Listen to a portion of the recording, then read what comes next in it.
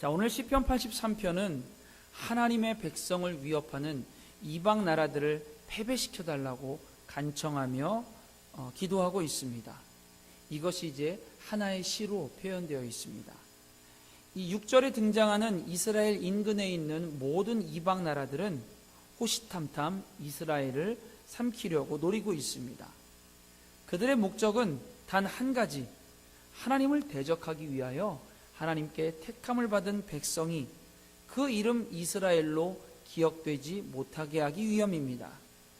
이를 위해 이스라엘을 끊임없이 군사적으로 압박해오는 이 대적들을 여호와 하나님께서 부디 친히 막아주실 뿐만 아니라 또한 하나님이 직접 그들을 멸망시켜달라고 간구하는 내용의 시입니다.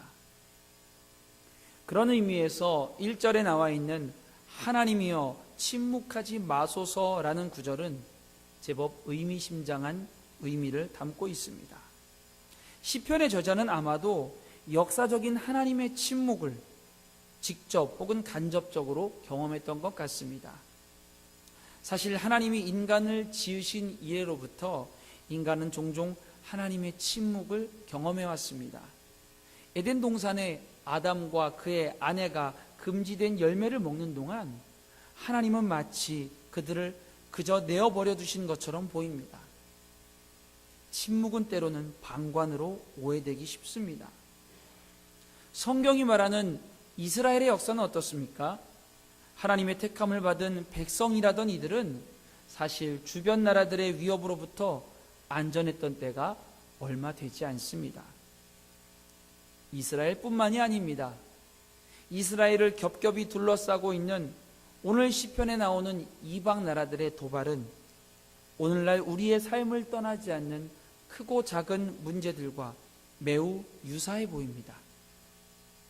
하나님의 약속을 받은 자로서 우리도 언제나 우리와 함께 하시는 하나님의 승리를 선포하며 살아가기를 원하지만 사탄의 아주 작은 헛기침 하나에도 위축되고 두려워하는 것이 우리들의 연약한 모습입니다. 악한 영은 하나님과 대적하는 방법으로 우리의 실패를 기대합니다. 우리를 직접 삼키지는 못하지만 그러나 우리가 낙심하고 좌절하도록 우리를 두렵게 만듭니다. 그 두려움이 한번 우리의 마음을 찾아와 집을 짓게 되면 우리는 그 두려움에 순식간에 휩싸이게 됩니다.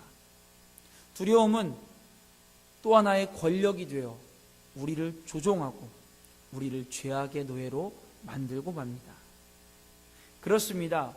하나님이여 침묵하지 마소서라는 말은 하나님, 우리는 당신의 침묵이 두렵습니다 라는 고백인지도 모르겠습니다. 헨리 나우에는 그의 저서 라이프 사이언스에서 우리의 두려움에 대한 대안으로 사랑을 제시합니다. 그러면서 예수님을 향한 사람들의 질문 뒤에 이러한 두려움들이 깔려 있음을 지적합니다. 그가 제자이든 대적자이든 말입니다. 예수님, 형제가 내게 잘못하면 몇 번이나 내가 용서해야 됩니까? 예수님, 이혼은 상황과 이유와 상관없이 무조건 율법에 어긋나는 겁니까? 예수님, 당신의 때가 왔습니까? 그것이 혹시 지금입니까? 이러한 질문들은 예수님이 선포하신 하나님의 나라의 안쪽에 속해 있는 것들이 아니었습니다. 본질이 아니었다는 말입니다. 그러나 우리 자신도 모르게 우리는 우리의 생존과 직접적인 상관이 있지 않은 일들에서부터 우리의 생존을 염려하며 긴장하기 시작합니다. 그리고 이러한 긴장이 지속되면서 하나님 나라의 본질적인 가치들은 우리의 생존 뒤로 그 우선순위가 밀리게 됩니다. 우리는 이렇게 말합니다. 다음에 하겠습니다. 일단 이것 먼저 하겠습니다. 혹은 현실은 다릅니다. 이것도 중요한 겁니다 라는 말을 쓰면서 말입니다. 그러나 이러한 우리들의 두려움에도 불구하고 성경은 우리에게 찬란한 승리가 보장되어 있음을, 그 미래가 보장되어 있음을 바로 과거의 시간들을 회상함으로써 다시 생각나게 합니다. 마치 마지막 때에 완성될 우리들의 구원이 사망 권세를 이기신 예수님의 십자가 사건을 돌이킬 때마다 더욱 선명해지는 것처럼 말입니다.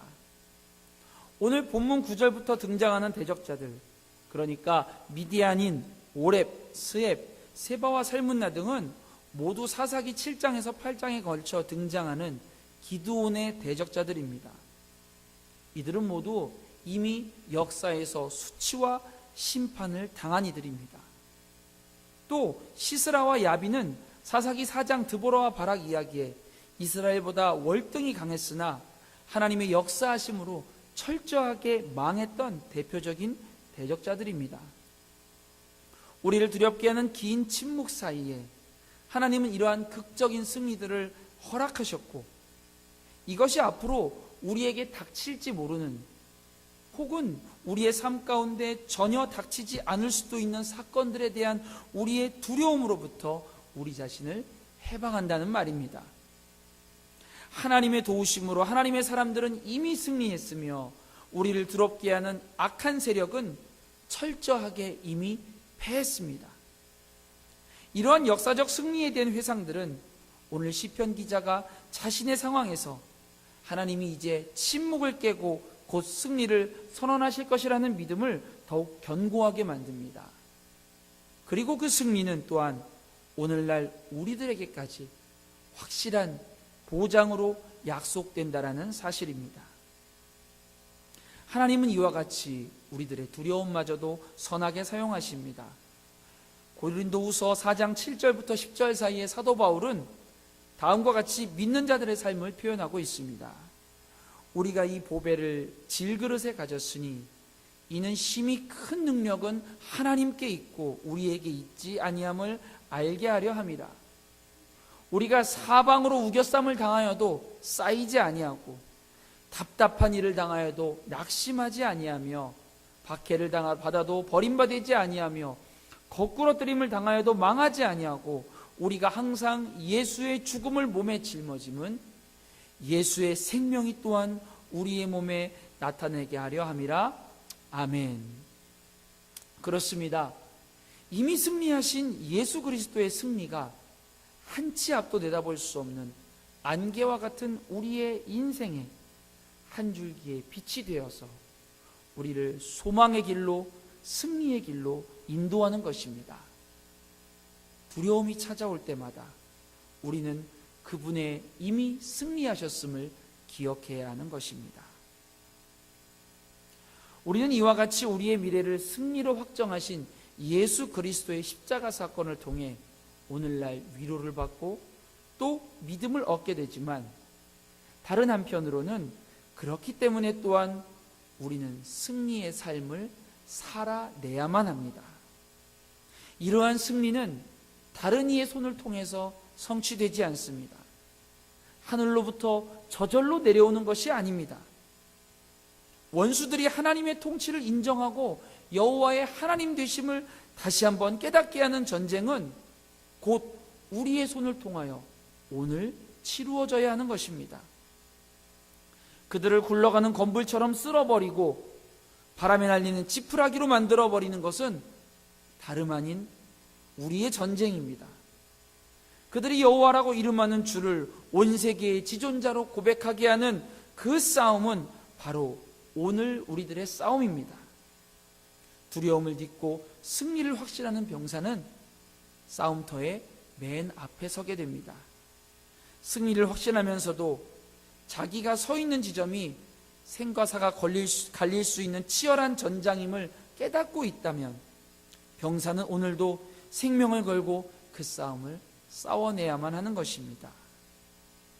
사랑하는 성도 여러분, 오늘 그 소중한 하루가 지금 우리의 눈앞에 시작되고 있습니다. 이 시간 주님의 이름을 3번 부르고 기도할 때에 주님 이미 승리하셨음을 믿습니다라고 선포하시고 그 믿음으로 오늘 하루 우리도 승리하게 하여 주옵소서. 그렇게 기도하는 시간 함께 갖기를 원합니다. 기도드립니다.